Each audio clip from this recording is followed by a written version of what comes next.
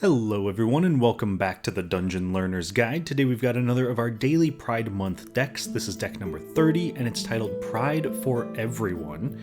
And you may notice that since there are only 30 days in June and this is our 30th deck, that does unfortunately mean that this is our last Pride Month deck for this year.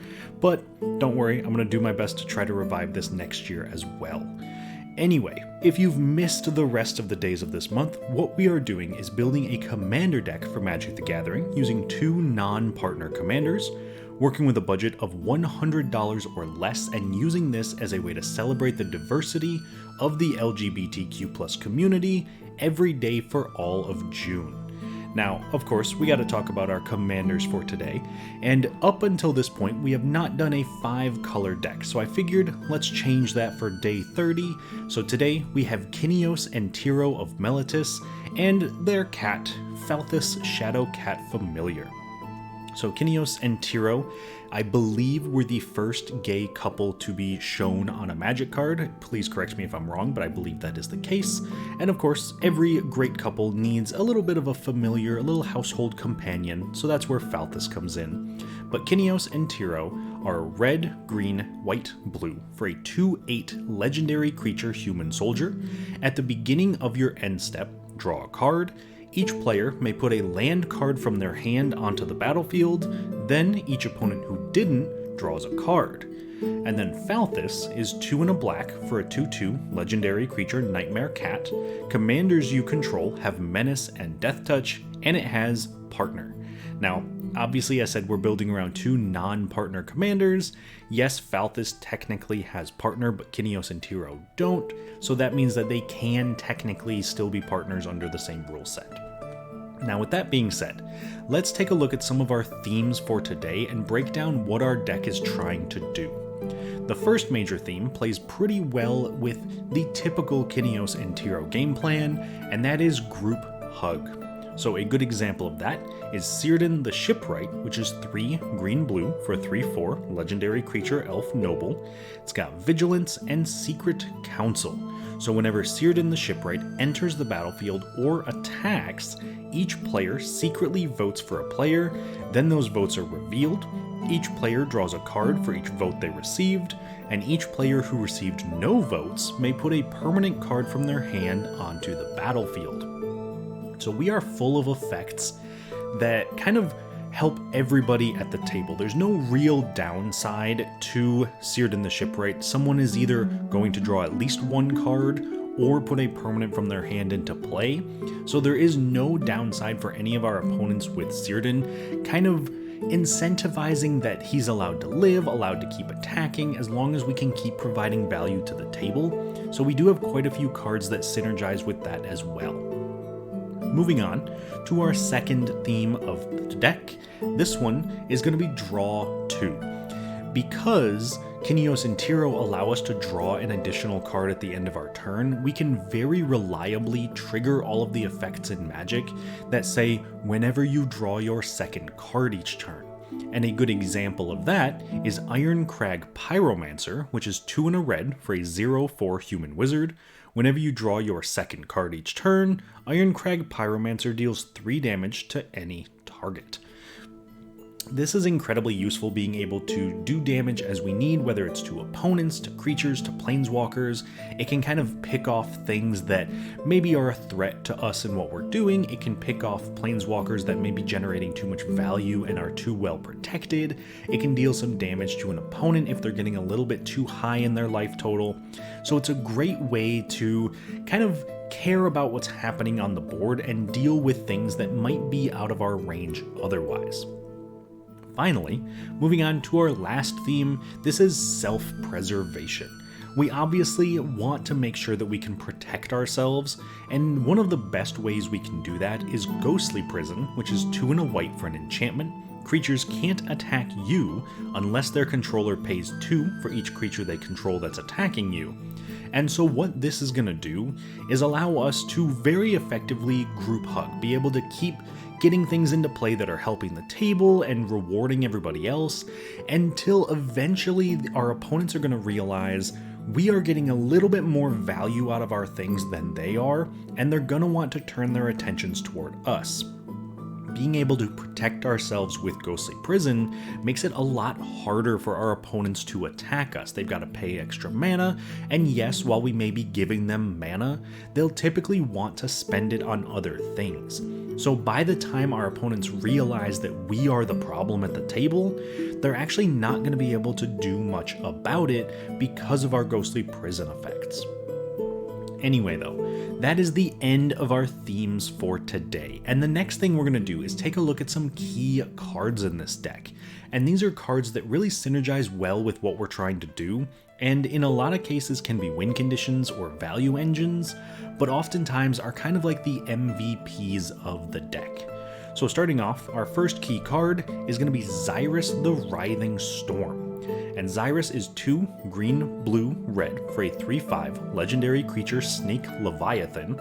It has flying, and whenever an opponent draws a card, except the first one they draw in each of their draw steps, create a 1/1 green snake creature token. Then, whenever Xyrus deals combat damage to a player, you and that player each draw that many cards. This is the kind of card that if you build around it, because it is a legendary creature, it can make an incredibly powerful deck. So being able to put it into our 99 and have it still work for us in a phenomenal way is great for this deck. Basically, what we can do is generate a ton of snake tokens because we're going to be helping our opponents draw cards, and it's another creature that our opponents probably won't want to kill. They will most likely be very happy to take 3 damage from Xyrus to draw 3 cards, and then we also get to draw 3 cards, but we also get to make 3 snake tokens, meaning once again we are getting just a little bit more value out of it than our opponents, and that is what's going to push us toward our victory. Moving on to our second key card, this one is Rocco Street Chef, which is red, green, white for a 2/4 legendary creature elf druid. At the beginning of your end step, each player exiles the top card of their library, and until your next end step, each player may play the card they exiled this way. Then, whenever a player plays a land from exile or casts a spell from exile, you put a +1/+1 counter on target creature and create a food token. This is again another one of those creatures that benefits everybody at the table. Everyone technically gets an extra card for their turn, but it benefits us more because whenever someone plays those cards, we get to make our creatures bigger and make food tokens, which can gain us life. So both of those things help keep us alive while the rest of the table slowly advances their game plans, and hopefully once they realize that we are the threat, we have a giant Xyrus and an army of snakes or a giant Rocco or too much life from our food tokens for them to be able to stop us. And then finally, we obviously have to be able to win the game, and the best win condition in this entire deck is Approach of the Second Sun, which is 6 and a white for a sorcery. If it was cast from your hand, and you've cast another spell named Approach of the Second Sun this game, you win the game. Otherwise, put Approach of the Second Sun into its owner's library, 7th from the top, and you gain 7 life. Essentially preventing our opponents from attacking us, preventing them from interacting with us, and drawing a ton of cards makes Approach of the Second Sun the perfect win condition for this deck, because we can cast it, most likely survive a turn around the table, and then draw enough cards to be able to cast it again, just winning us the game on the spot.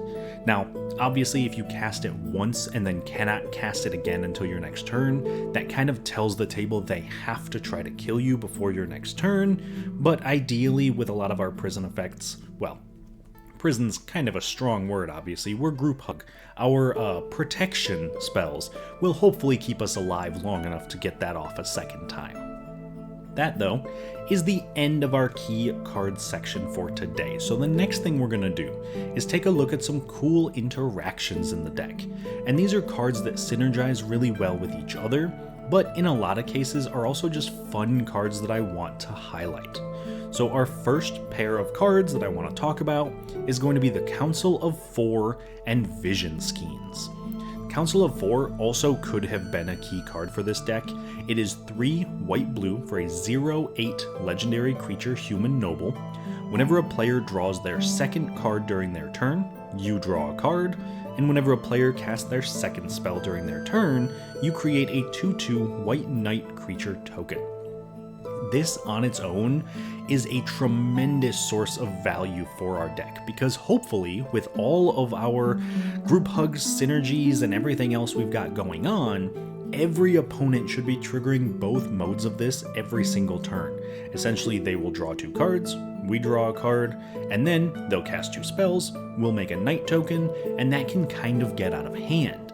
We can, though, force this with spells like Vision Skeins, which is 1 and a blue for an instant. Each player draws 2 cards. Now, this will only trigger Council of Four once, because it's whenever a player draws their second card during their turn. So that means we cast it, and whoever's turn it is, that player draws 2, so we draw an additional. But this is another example of benefiting just a little bit more than our opponents. Because if we cast Vision Skeins, everybody's drawing 2 cards, but then Council of Four lets us draw 1 additional card. And yes, we had to go down a card for Vision Skeins and back up with the Council of Four, but it puts us on an even playing field when a lot of times that would put us on the negative side of that playing field. Moving on though, to our second cool interaction. This one is going to be between Wedding Ring and Forced Fruition. So Wedding Ring, again, one of the best cards in this deck. It is 2 white for an artifact.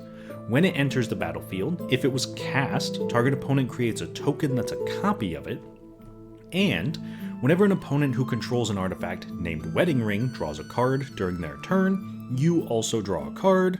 And whenever an opponent who controls an artifact named Wedding Ring gains life during their turn, you gain that much life. So we, quote unquote, marry another player at the table. So if it's our turn and we draw cards, they also draw cards. If it's our turn and we gain life, they also gain life, and vice versa. One of the best cards we can pair with the Wedding Ring is going to be Forced Fruition, which is 4 blue for an enchantment. Whenever an opponent plays a spell, that player draws 7 cards. This means that if our opponent who has the Wedding Ring casts any spell on their turn, they will draw 7 cards, and then we will also draw 7 cards. This allows us to create a tremendous amount of card advantage while kind of slowly pushing our opponents to the limit, because we have ways to deal with drawing cards and ways to deal with having those extra cards in our hand, while our opponents probably don't. That means that they might actually start to run out of cards while we continue to deal with whatever's going on at the table. Anyway though, that is the end of our cool interactions for today, and the very last piece of our deck tech is of course to talk about the price of the deck. So today our total deck price was $86.08, with the most expensive card in the deck being Kineos and Tiro of Meletis at $7.52. Now, I don't normally like to leave the Commander as the most expensive card in the deck. I usually try to talk about something else and ways that you can cut it to try to fix the issues with the budget, but obviously this deck is really heavily built around Kineos and Tiro, so it is nearly impossible to cut this card and have it function the same. Plus, it's Pride Month. I cannot recommend cutting Kineos and Tiro for very obvious reasons. So, to that end, obviously, keep Kineos and Tiro in the deck. They are a little bit expensive, but they are definitely worth it. Anyway though, that is the end of our final daily Pride Month deck for 2025. Thank you all so much to everybody for watching. I'm very happy we got to end this series with a 5-color deck, a rainbow deck, one might say. So if you have liked this series, I would really love it if you would like this video and subscribe to the channel. I'm trying to make that push to 2,000 subscribers, and we are so close right now. Last time I checked, we are 3 off, so if you could help us get there by the end of the month, I would really appreciate it. And if you've liked what we do here and you want to stick around for future videos, I would love it if you would also check out our Patreon, patreon.com/dungeonlearnersguide, or join us right here on YouTube as a channel member. So as always, a shout out to our current patrons and channel members. I hope everybody had a wonderful Pride Month. I certainly did. I loved doing this series, so hopefully I'll get to do it again. But join us for whatever comes next. And of course, we'll see you on the other side of the Dungeon Learner's Guide.